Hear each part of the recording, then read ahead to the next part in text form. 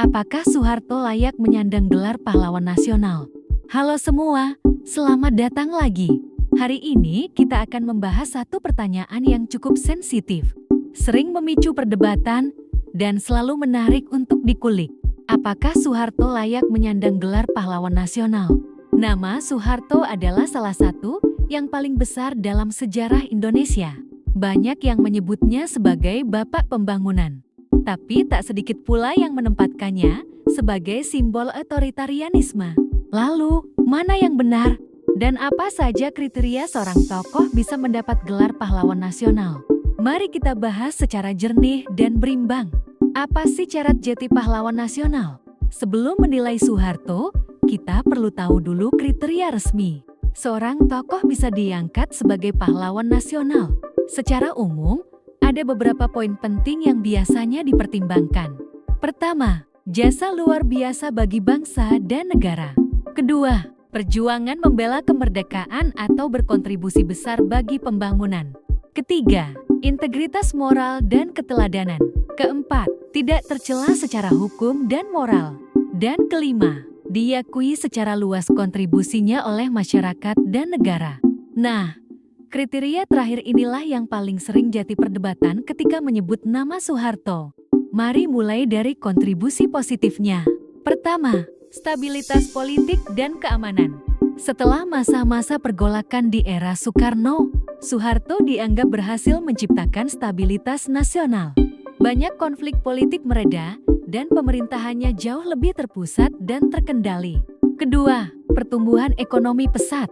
Di era Orde Baru, Indonesia dikenal sebagai salah satu negara berkembang yang paling stabil secara ekonomi. Pertumbuhan ekonomi bisa mencapai 7% per tahun. Ketiga, program pembangunan besar-besaran.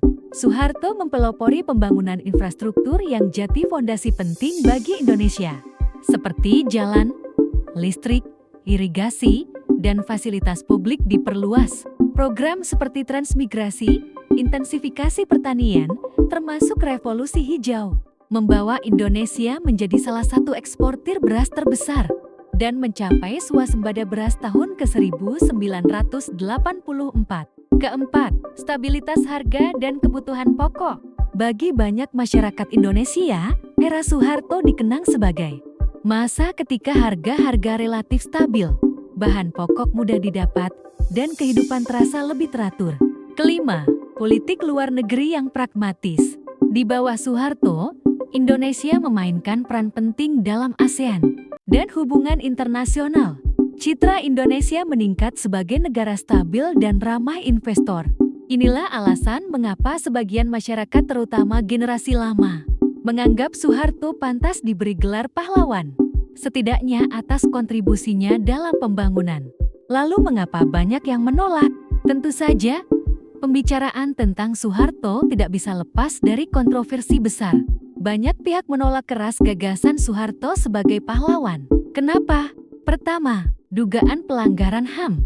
Ada berbagai peristiwa kelam yang membayangi masa pemerintahannya, seperti tragedi 1965 sampai 1966,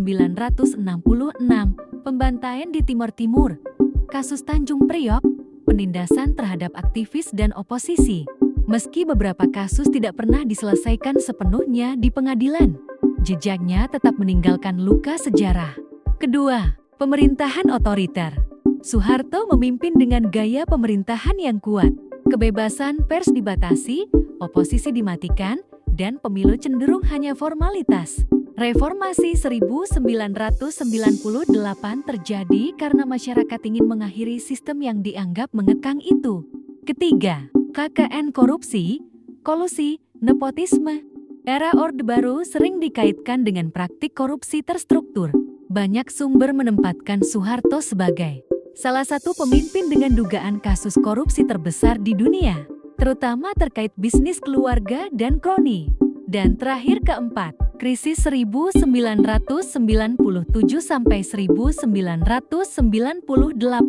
Pemerintahan Soeharto dinilai gagal mengendalikan krisis ekonomi Asia.